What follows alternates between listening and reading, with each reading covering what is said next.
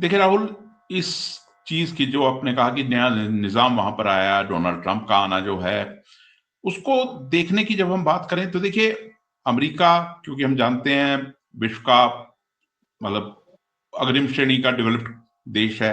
आपने बात की वहां पर जो प्रवासियों की बात की, डोनाल्ड ट्रंप के अपने जो उन्होंने ऑर्डर साइन किए उसकी बात है।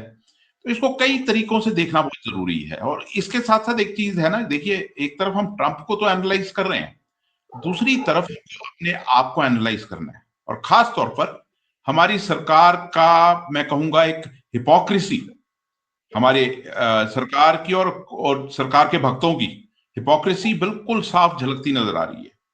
देखिए, पहली बात तो मैं ये कहूंगा कि जिस तरह के उन्होंने ऑर्डर साइन किए, जिस तरह आपने कहा कि भाई थर्ड जेंडर के लिए कोई जगह नहीं छोड़ी, वो अपने आप में एक रिग्रेसिव स्टेप है।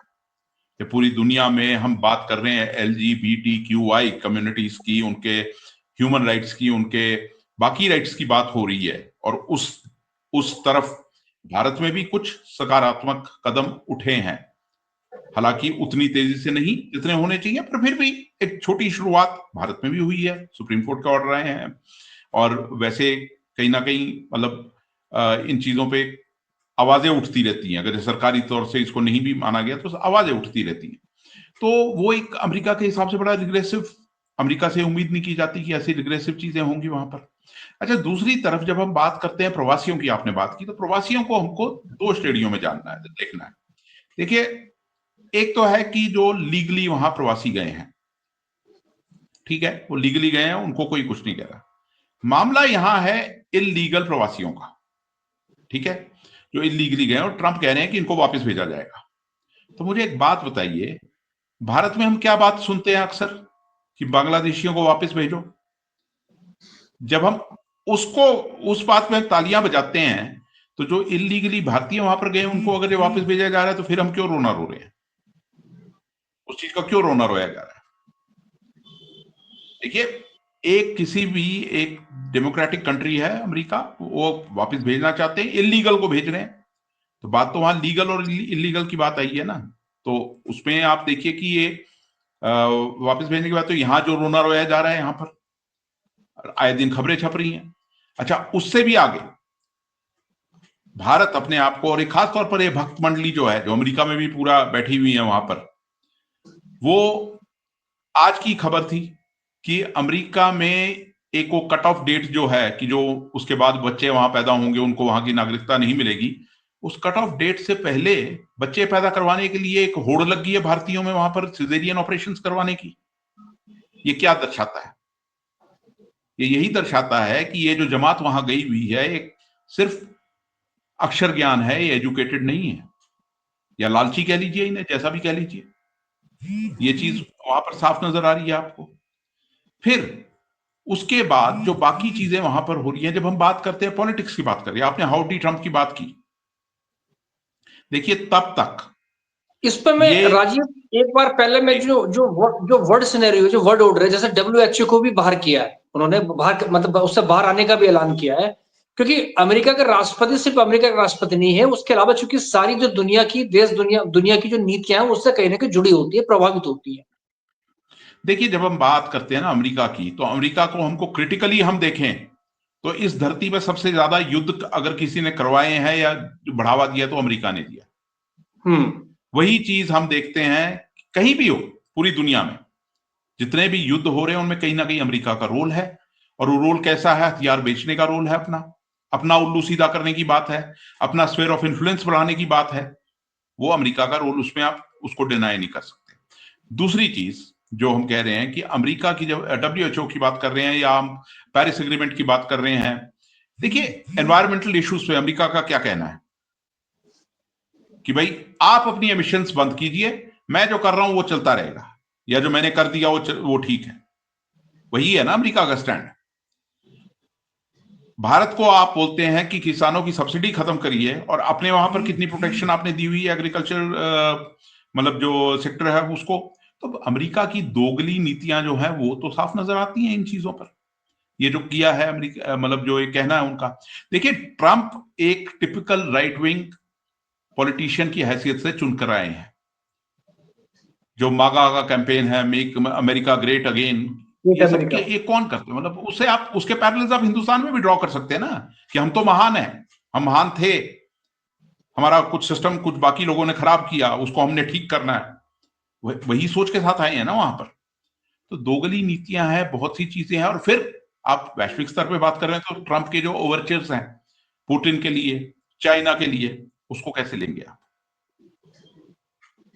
ट्रंप? और फिर इन चीजों को जब आप देखते हैं तो अमेरिका का रोल अब आने वाले दिनों में देखना होगा कि कैसा रहेगा किन चीजों पर।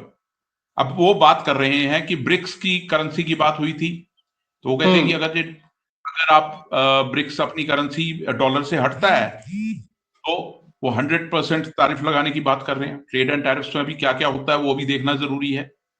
वो तो एक आंखें दिखा रहे हैं ना दुनिया को, इस समय कई देशों को आंखें दिखा रहे हैं इन चीजों को लेकर। पर बात यह है कि मैं वापस उसी चीज पे आता हूं कि इसमें कहीं ना कहीं हमारी जो मतलब मैं कहूंगा खोखलापन है वो भी साफ नजर आ रहा है।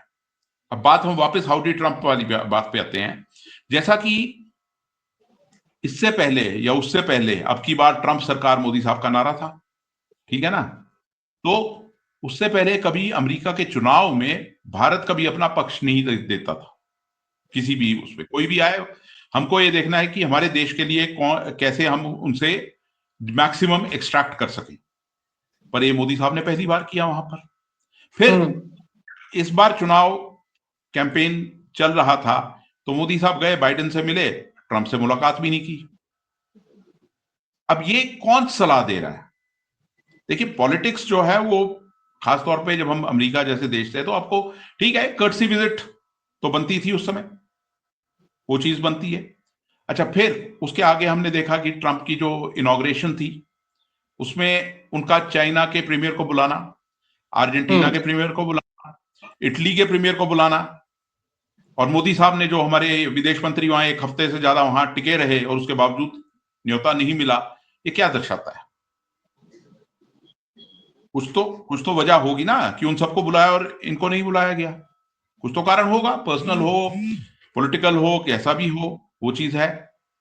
अच्छा, फिर जब हम बात कर रहे हैं पॉलिटिक्स की, उसके आगे की चीजों की, आप एक चीज और आपका ध्यान मैं थोड़ा मतलब खींचना चाहूंगा उस चीज की तरफ। ट्रंप के प्रोग्राम में इनवाइटीज में गुरपतवंत सिंह पन्नू थे, खालिस्तान समर्थक हैं, ठीक है? नारे भी लगाए जब और उन्होंने नारे लगाए खालिस्तान के। मुझे आप एक चीज बताइए, यही पन्नू अगर जस्टिन ट्रूडो के प्रोग्राम पे होते वहां पे और नारा लगाते तो हमारा पूरा जो अमला है पॉलिटिकल, जो भी हमारी डिस्पेंसेशन है, और इनके जो आगे वो लैपडॉग जो मीडिया वाले हैं, गोदी मीडिया वाले हैं, वो कैसे लेते इस चीज को? और अब कैसे लिया जा रहा है? उस चीज का जिक्र आपने देखा किसी अखबार में? तो फुहड़ता जो है ना, ये दो गली चीजें जो है, ये हिपोक्रेसी जो है खुलकर सामने आ रही है। देखिए अभी भी हमको, अब अमेरिका में ट्रंप की सरकार है, वो एक रियलिटी है, तो हम किस तरीके से नेविगेट करके अपने हितों की रक्षा करें और उससे मैक्सिमम निकालें, ये हमारे लिए बहुत जरूरी है, बजाय इसके कि चीजों को कवर अप करना।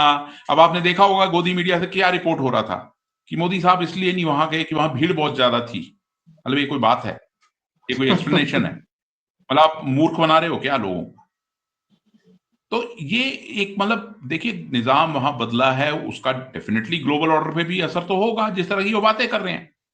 अब ब्रिक्स में भी क्या हुआ? भारत ने पहले कहा कि ब्रिक्स की मतलब डॉलर से हम अलग हटे आएंगे ट्रेड में, फिर बाद में वापस जाना पड़े अपने शब्दों पे। क्यों? हम मतलब कौन सलाहकार हैं जो ऐसी चीजें दे रहे हैं?